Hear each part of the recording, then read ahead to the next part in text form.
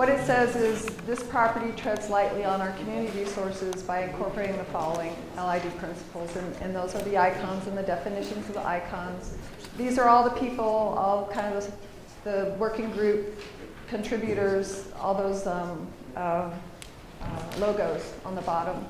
And yeah, this is really a statement of leadership in low impact development.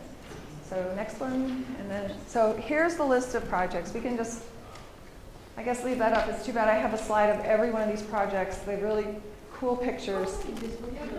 Okay, all right. All right, so I'm just going to read them out. I've contacted all of you, so I hope you remember that when we're done with this zip thing, you can come up and we've got your certificates. So the way the certificate works, we have a framed certificate, one for every project. It's for the designer. This is really meant to promote good design. We also have a hard copy, unframed certificate for the owner if they're represented, and for the engineer, because to me, the only way this is going to work is if the landscape architect typically and the engineer work very closely together right from the beginning of a project. So I'm not going to read this list because we'll go through one by one and just, I'll read them quickly, but you'll see a nice shot of each project. They're beautiful projects. So we'll just go one by one.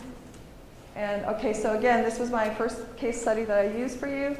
The Underwood Family Sonoran Landscape Laboratory is the other name of this little pocket park, because the Underwood family, which is AAA Landscape, donated a lot of blood, sweat, and tears, money, and time. So we had Ron Stoltz coming, but I don't know if he's here. And Tanike is the designer, and we could not get a hold of her. Go ahead. Yeah. Did it jump? Okay, go back to. Let's see, I've got the list right here. Yeah, we should be on U of A resident. Okay, so there's 2 residence halls on campus. U of A is definitely a forerunner in the whole LID development.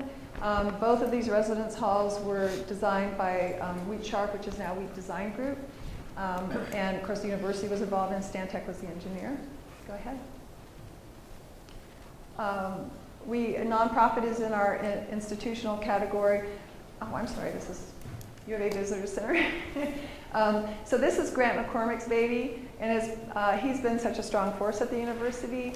And this was one of his sort of ideas. What's so cool about this project is he wanted to show that you could, by saving water on landscape, you could use it toward consumables. So he has fruit trees on the site. The heart is the love, blood, sweat, and tears of probably students and such that helped do that project. The Nature Conservancy, this is one of the older projects. They have been doing this for a long time, and they have tours. We have Dorothy Boone, I hope somewhere, to pick up her certificate. Go ahead. TNC East Campus, I am going to say one thing. We were going to have, Rebecca Field is here representing Kinley Horn as the designer. RBF, Matt Colley is here for the engineering. And we did have Richard Prevolet, who's the Vice President of Facilities and Construction. But I just want to say one thing. Instead, I have Brad Wedding. He is the grounds supervisor. So this is the other key, is the developers, the contractors, and the maintenance. As we all know, the maintenance just doesn't work. And he is doing an excellent job wherever you are, Brad. And so I'm really proud of him to keep that project looking really good. Okay, go ahead. We have a couple of municipal. This is the police forensic crime lab. Kinley Horn again was the designer. Dow was the engineer. They have mostly underwater capture. They didn't do a lot of surface treatments, but it's still a very nice project. And this is the Water and Energy Sustainable Center, which originally was ROM. So this is a Wastewater Management, which I'll never remember their new name. But this is a very nice project that, again, Wheat Design Group did with Stantec. Here we have Tucson Water East Side Service Center. We have Fernando Molina here for that one, and Eric Barrett and with ARC Studios was the designer. So this is cool because the cisterns are a very architectural statement on this project, but it also has some of the other LID principles. Yeah, we kind of missed the nature conserve. I did, okay. Anyway, all right, to recreational. Highland Vista is a small neighborhood. It's a lot that was recreated into a lush garden. Talk apart. A lot of blood, sweat, and tears on that one. Eric Shep from Flood Control lives in that neighborhood. This is an existing detention basin. Novak Environmental took the standard slope side and built benches in it in order to retain the water and allow the plants a little extra help to grow.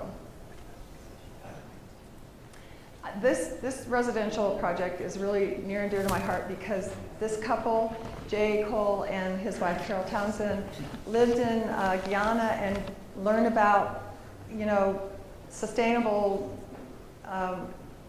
ideas down there, and they came home and they had this beautiful home built. They use not one drop of potable or well or any other water. Okay, they're here too. Brad Lancaster, everyone knows, he's the guru in Tucson as well as the nation and internationally. A lot of blood, sweat, and tears. Go ahead. That's his home. Blue Moon Community, that's a Tucson house. Designer was Norris Design. They use the water for consumable foods. Cameo Grande, a small street downtown, or on the west side. Kim Horn was the designer.